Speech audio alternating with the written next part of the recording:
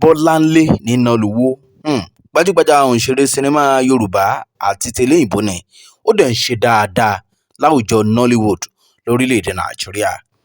Ẹ jẹ́ á sọ nípa gbajúgbajà òǹṣeré sinimá ní lórílẹ̀‐èdè Nàìjíríà, Bolanle Ninalowo. Ǹjẹ́ lẹ mọ̀ pé ọjọ́ kìíní oṣù kẹsàn-án ọdún 2023 tá a wà nínú ẹ̀ yìí, ó kéde wípé láti àsìkò yìí lọ òun àti ìyàwó òun tí ṣe Bùnmi Ninalowo àwọn ò jọ sí papọ̀ mọ́. Àìgbọ́ra-ẹni-yé tó ń ṣẹlẹ̀ láàrin àwọn méjèèjì ó mú àwọn káwọn fi òpin sí ìgbéyàwó àwọn eléyìí táwọn ti ṣe láti ọdún 2007. Ta ni Bolanle Ninalowo? Báwo lẹ ṣe mọ̀ ọ́ sí? Kí ni tẹ́ ẹ lè sọ nípa ẹ̀? Bolanle Ninalowo tí wọ́n bí lọ́jọ́ keje oṣù karùn-ún ọdún 1980, ìyẹn ni pé tẹ́ ẹ bá kà á lé ní ìjẹta ìrìn ó ti tó ọmọ ọdún mẹ́tàlélógójì 43 years báyìí lọ́dún 2023 tá a wà nínú ẹ̀ yìí. Bolanle Ninalowo wọ́n bí sí ìlú Ìkòròdú ní ìpínlẹ̀ Èkó, ìyẹn ni pé ọmọ bíbí ìpínlẹ̀ Èkó, Lagos State, ìní Bolanle Ninalowo ń ṣe orílẹ̀-èdè Amẹ́ríkà ló fi ṣe ibùgbé láti ìbẹ̀rẹ̀ pẹ̀pẹ̀ ọjọ́ ayé rẹ̀. Àlàájà àti àlàájì ìní àwọn òbí rẹ̀, tó fi ń túmọ̀ sí pé mùsùlùmí ìní àwọn òbí rẹ̀. Ṣùgbọ́n lẹ́yìn ọ̀rẹyìn láàrin kan, Bolanle Ninalowo ó kúrò nínú ẹ̀sìn Islam, ó darapọ̀ mọ́ ẹ̀sìn Kristẹni, ìyẹn ni pé ẹ̀sìn ọmọlẹ́yìn Kristi ìní Bolanle Ninalowo ló ń ṣe. Ọdún 2004 ìní ó kọ́kọ́ pàdé ìyàwó rẹ̀ tí ṣe Bùnmi.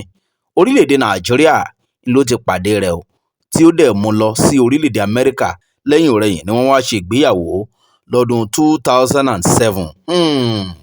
Bolanle Ninalowo nígbà tó ń bẹ ní orílẹ̀-èdè Amẹ́ríkà, ilé ìfowópamọ́ ìní ó ti ń ṣiṣẹ́. Àṣẹ̀yìnwá àṣẹ̀yìnbọ̀, a gbọ́ láàrin kan pé ó dàbí ẹni pé ó fẹ́ràn entertainment industry púpọ̀. Ó gbé ìgbésẹ̀ bóyá kóun ó fi orin kíkọ wọlé, ṣùgbọ́n orin yẹn kò mú yes.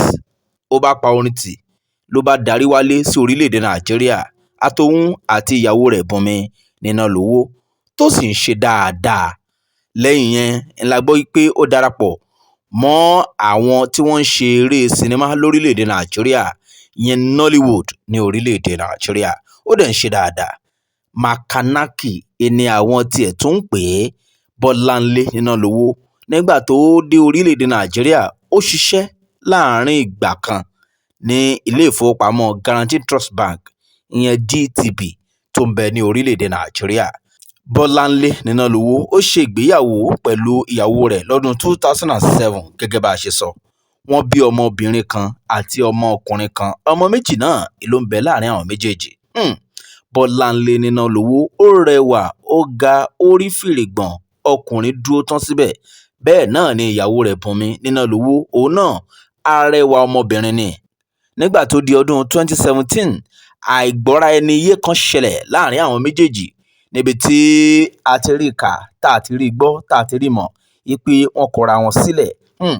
Ṣùgbọ́n lẹ́yìn ọdún kan wọ́n tún padà, ìyẹn ni pé lọ́dún 2018 wọ́n tún padà sínú ìfẹ́ eléyìí tí wọ́n ti ń bá bọ̀ tẹ́lẹ̀tẹ́lẹ̀. Ṣàdédé la tún gbọ́ lọ́jọ́ kìíní oṣù kẹsàn-án ọdún 2023 tá a wà nínú ẹ̀ yìí, tí Bolanle Ninalowo tó kọ sórí ẹ̀rọ ayélujára wípé láti àsìkò yìí lọ òun ti kọ ìyàwó òun lẹ̀, tó dẹ̀ jẹ́ àjọmọ̀ láàrin òun àti ìyàwó òun, ìyẹn Bùnmi Ninalowo.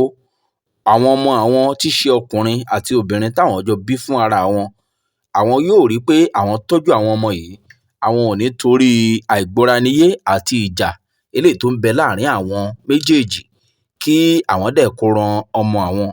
Wọ́n ní kí Ọlọ́run kí ó ran àwọn lọ́wọ́. Ìpínyà dé láàrin Bolanle Ninalowo àti ìyàwó rẹ̀.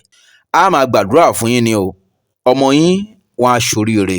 Wọ̀nyí ńlá ní ká mú wá fún yín lónìí mọ́ńbé nípa Bolanle Ninalowo àti aya rẹ̀ Bùnmi Ninalowo. Ẹ ǹlẹ́ bẹ̀ wọ́n, ẹ kú kalẹ̀.